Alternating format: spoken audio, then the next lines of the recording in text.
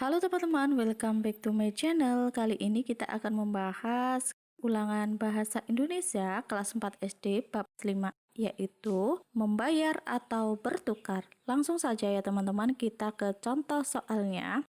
Nomor 1, bacalah penggalan cerita berikut. Dak Bebek membawa kangkung ke pasar dan berharap bisa menukarkan dengan padi atau jagung.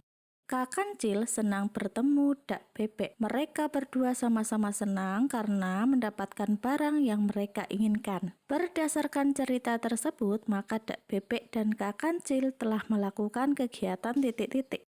Nah, jadi teman-teman, Dak Bebek itu tadi membawa kangkung ke pasar ditukar dengan padi atau jagung. Nah, Kak Kancil itu senang bertemu Dak Bebek. Mereka berdua sama-sama mendapatkan barang yang sama ya. Dak Bebek mendapatkan padi dan Kak Kancil mendapatkan kangkung.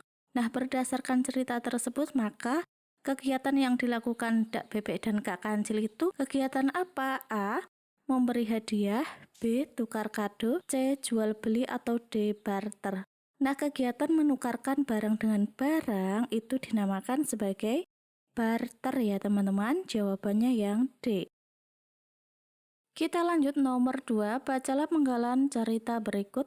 Begitulah hewan-hewan itu sering menemukan masalah saat menukar barang mereka. Sering perlu waktu lama untuk mendapatkan barang yang mereka inginkan atau malah mereka tidak mendapatkannya sama sekali. Lagi pula sayur atau buah yang terus berpindah-pindah lama-lama tidak enak lagi. Ide pokok paragraf tersebut adalah titik-titik. Nah, ide pokok itu merupakan inti dari paragraf yang ingin disampaikan ke pembaca. Ide pokok dari paragraf yang tadi kita baca apa? A. Sayur atau buah yang terus berpindah-pindah, lama-lama tidak enak lagi. B. Hewan-hewan kesulitan saat menukar barang mereka. C. Perlu waktu lama untuk barang yang diinginkan. D. Hewan-hewan menemukan masalah di jalan. Nah, teman-teman, di sini kita fokus ya. Begitulah hewan-hewan itu sering menemukan masalah saat menukar barang mereka. Artinya, hewan-hewan tersebut mengalami kesulitan ya, teman-teman. Jadi, jawabannya yang B.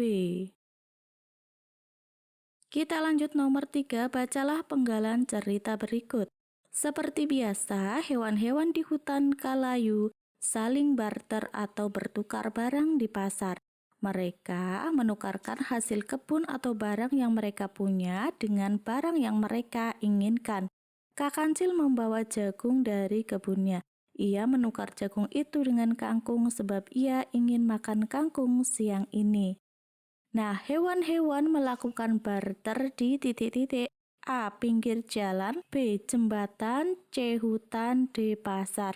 Nah, di sini ada ya, hewan-hewan hutan itu barternya ada di pasar ya teman-teman. Jadi jawabannya yang D. Kita lanjut soal nomor 4, bacalah penggalan cerita berikut. Ella Pelatuk kemudian mengusulkan untuk menggunakan alat pembayaran dari kayu. Ella bisa membuatnya berukuran sama. Kepala Desa Beru senang sekali dengan usulan Ella. Ella ditunjuk sebagai penanggung jawab pembuatan uang. Ella membuat uang kayu itu berbentuk bundar supaya lebih nyaman untuk dipegang. Saangsa menawarkan diri untuk menggambarinya. Kayu bundar bergambar wortel digunakan sebagai pembayar wortel. Uang kayu bergambar tomat sebagai pembayar tomat. Nah, berdasarkan cerita tersebut, yang senang mendengar usulan Ella Pelatuk adalah titik-titik. Siapakah yang senang? Apakah A. Kepala desa, B. Hen ayam, C. Saangsa, D. Tikus. Nah, yang senang di sini adalah kepala desa senang sekali ya. Jadi kepala desa jawabannya yang A. Kita lanjut nomor 5, bacalah penggalan cerita berikut. Akan tetapi batu-batu itu tidak sama besar, tidak sama cantik, dan tidak sama warnanya. Titikus juga berkeberatan menggunakan batu. Batu-batu itu terlalu berat baginya. Mengapa Titikus keberatan menggunakan batu? A. Karena batu tidak sama besar. B. Karena batu tidak sama cantik. C. karena batu tidak sama warna, atau D karena batu terlalu berat baginya? Nah, jawabannya yang paling tepat adalah yang D. Kita lanjut nomor 6, alat pembayaran yang sah adalah titik-titik.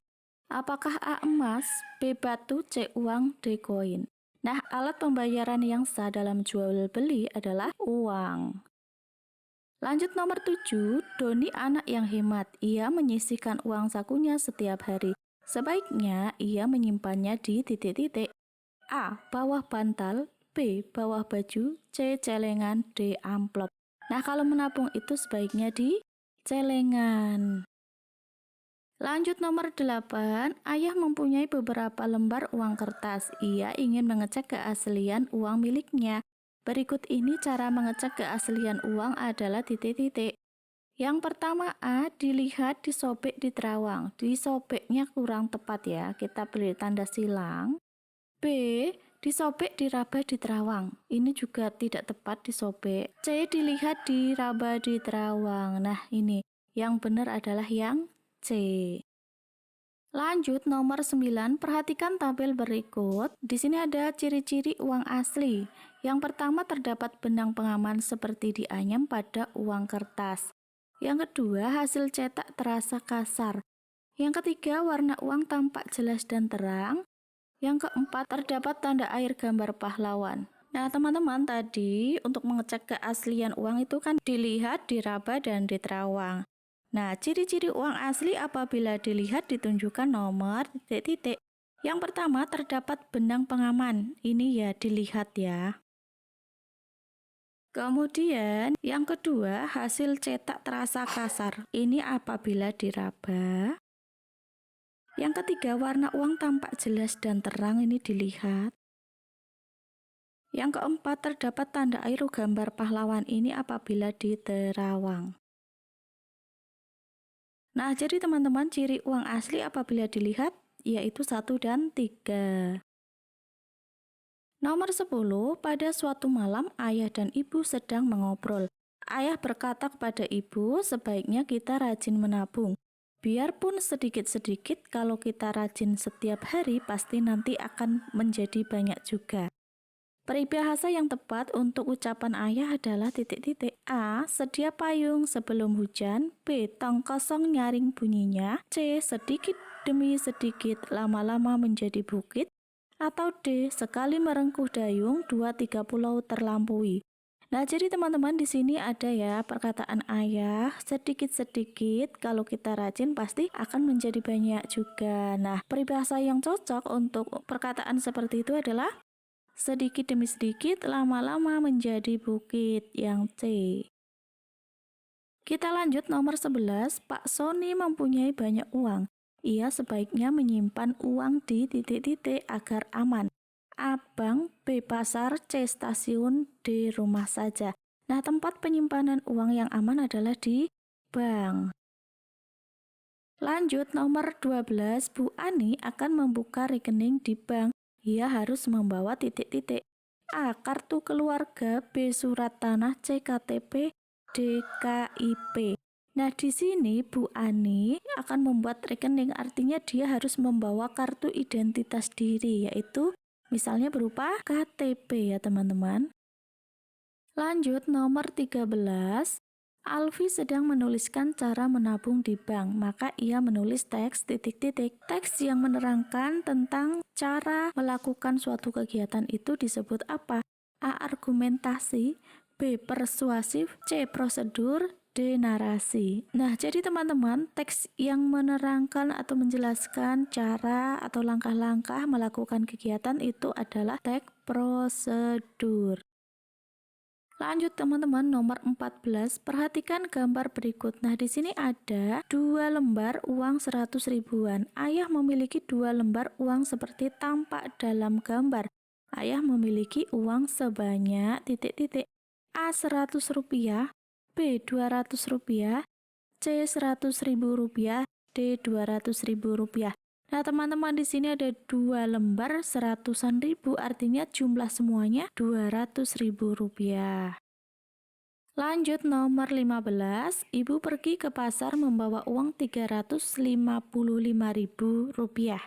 Jika dituliskan dengan angka menjadi titik-titik, apakah A? Kalau yang A ini dibaca Rp305.500, yang B Rp300.550, yang C Rp355.000, yang D Rp350.500.